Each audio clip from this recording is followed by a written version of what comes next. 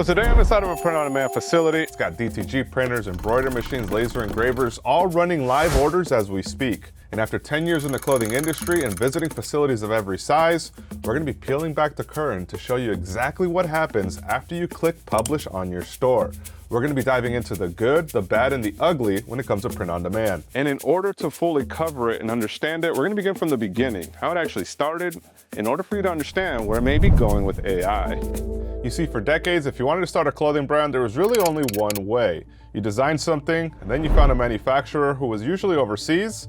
You then had to place a bulk order with minimums, and you had to pray that it would sell. The fact is, you were spending anywhere from $3,000 to upwards of $10,000 or more before you made a single sale.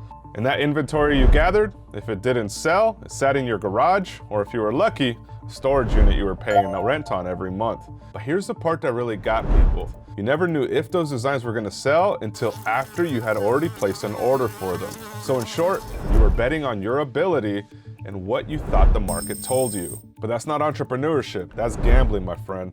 And the worst part is, most first-time brand owners didn't fail because the product was bad.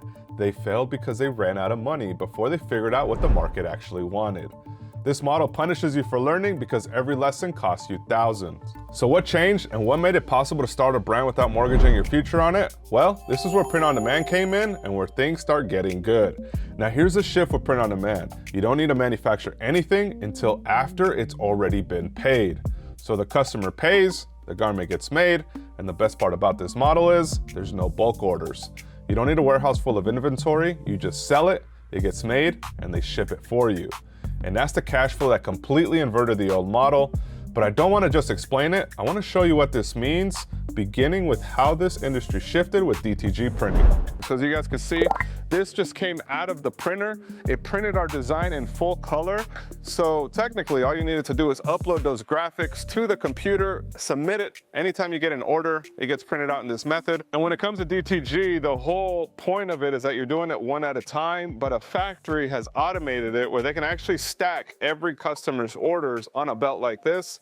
It goes into this heating platen, which actually cures the print and make sure that it stays on your customer's garment. But now, DTG is only one aspect of it. There's others out there that will help you elevate your brand, and we're gonna be walking through them so you guys can see the different levels of what you have access to today, as well as where things are going now that AI is in the mix and automation is only getting better and faster. And to further customize a brand, you're looking at embroidery. Now, when it comes to embroidery, it's a physical needle going into the product itself.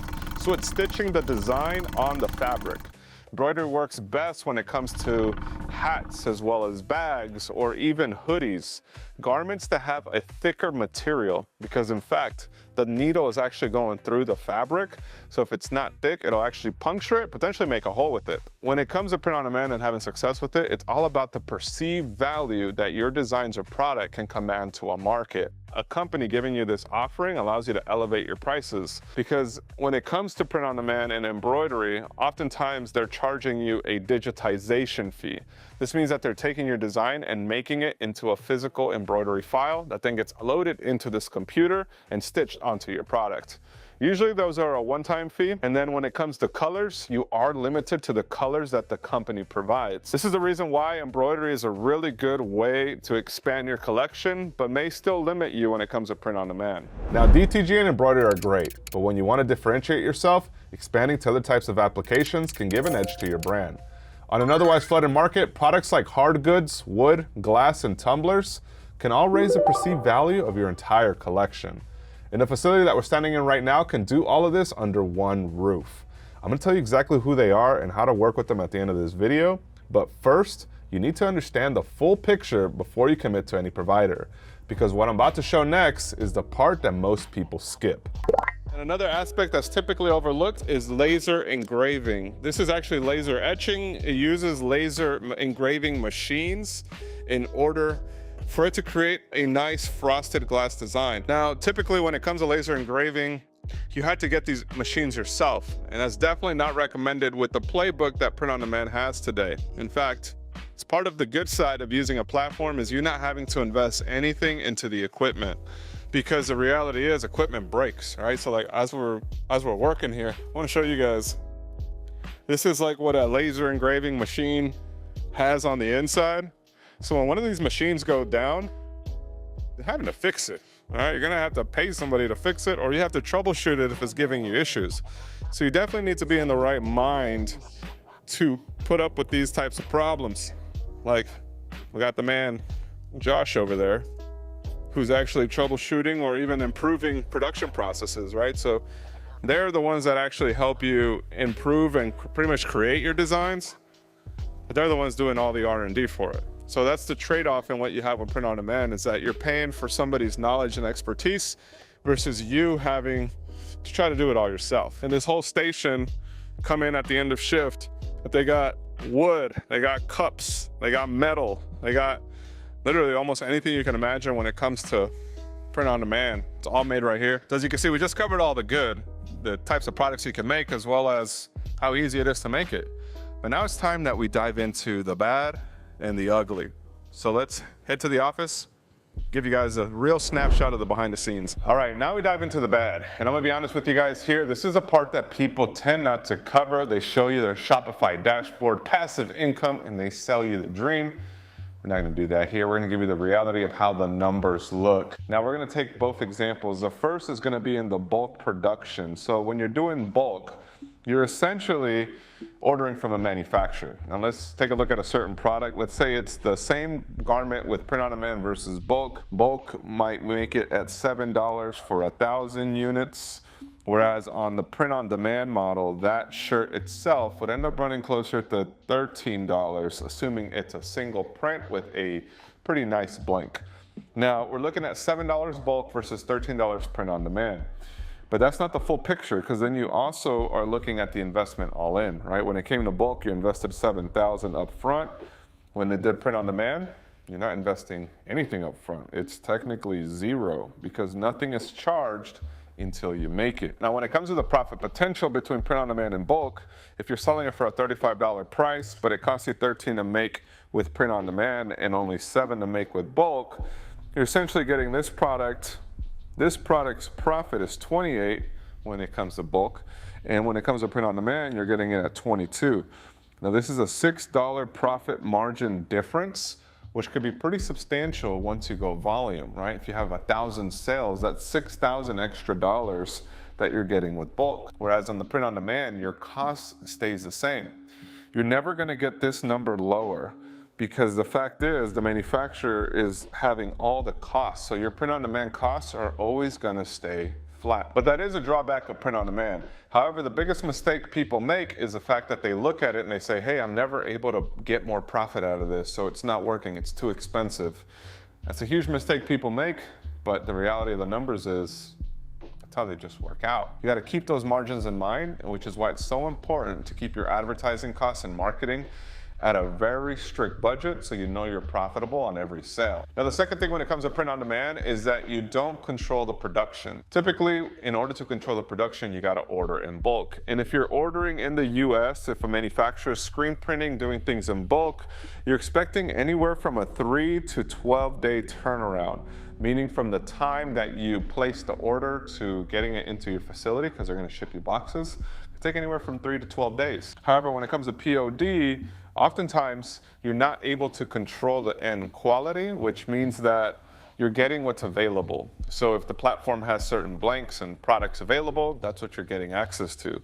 But because you're getting access to a library that's already available, typical turnaround times at a place like we're at today is anywhere from 2 to 3 days. Some print-on-demand facilities, though, will say 7 to 10 days, so you are waiting on those orders a little longer. So if a print-on-demand platform says, hey, most orders get out within 7 days, you still need to add a shipping time. So your shipping time is going to be depending on where your customer is. If you're shipping from the West Coast to the East Coast, it could be another 7 days, right? So you're looking at almost 14 days for one product to get to your customer.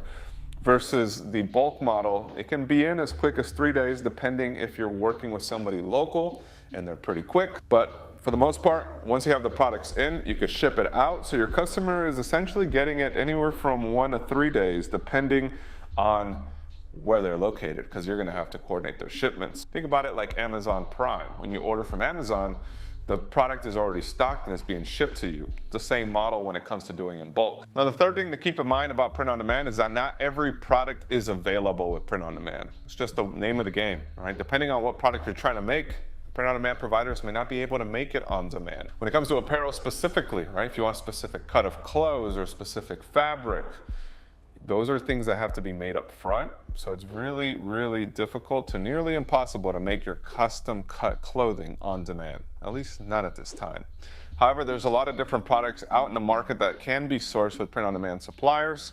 So you can make things on demand and you can find a supplier for a specific product, but oftentimes you're kind of mapping and kind of building a Frankenstein logistics. So you really got to think about where are you competing and what product is going to make you money. And the fourth is that there's a branding gap, right? When it comes to an experience that you actually curate, from the products themselves to the way it's packaged to the way it's boxed and delivered, when you're making or working with bulk production, you're able to control that experience and give that customer an experience that they're going to remember.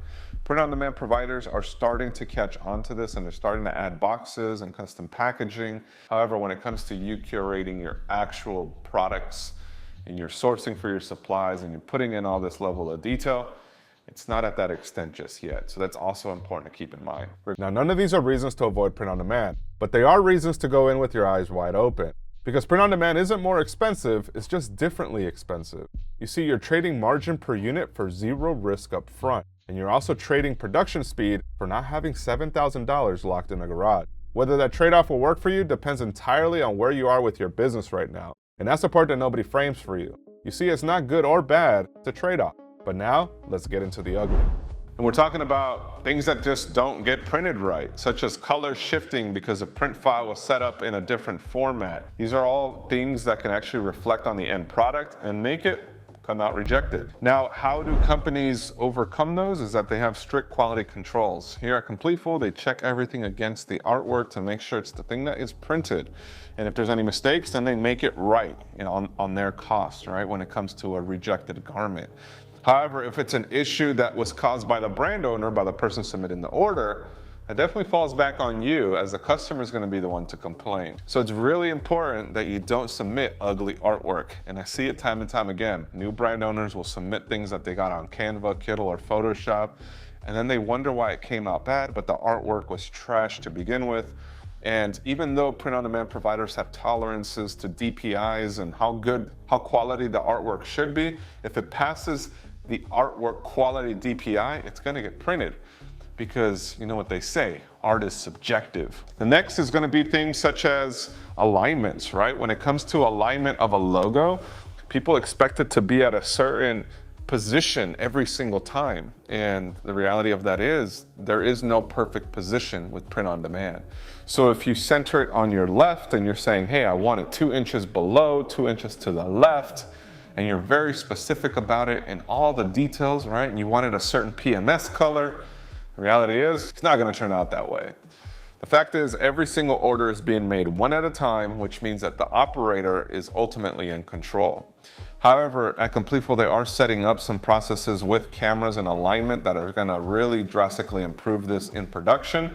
But at the moment, every single print-on-demand provider is training their employees in a similar manner to align it within the platen and hitting start. So it should be as automated as possible. But the reality is you're not going to get the same print in the same location with the same color, depending on what batch is made or what color of garment it comes in. It's just not possible. So that is an ugly thing if you want the same experience across all the products. And sometimes it could be drastically different. I mean, I've heard from big suppliers, all suppliers of every size. People have their complaints about their logo not being 2 inches, but being almost 3 inches down the collar. Yeah. If you're measuring it with a ruler, you're going to be drastically disappointed, and that's just the way print-on-demand works. Print-on-demand is ugly. It's nothing glamorous. You still need to put some work in to actually create your products, make sure that the right products are part of your collection, the experience of customers is there. If you're selling on marketplaces, they cut the customer support down for you, but you still need to deal with the complaints and issues that come with using a certain supplier. And after everything we just shared, the good, the bad, the ugly, here's my honest review of someone that's been in the print-on-demand game for over 10 years on what the blueprint looks like. You see, print-on-demand isn't the end-all be-all. It's your starting point. It's where you begin to validate your idea and your business model. But unfortunately, many sellers get stuck there. They get stuck and capped and they think that it doesn't work. The reality is, if you're building a true brand, you then gotta order products in bulk in order to cut down your costs on best sellers and be able to profit and truly grow. Now, most fulfillment centers don't allow you to do both print on demand and fulfillment, but Completeful does. And that's why we link them in the description down below. That's why I'm at their facility here today, to let you guys know about everything coming down the pipeline. Now, if you're currently already in business and you're looking to grow, you're looking for tactical advice as well as hands-on experience, well, we highly encourage that you guys check out the Brand Drop Accelerator, which we linked in the description down below.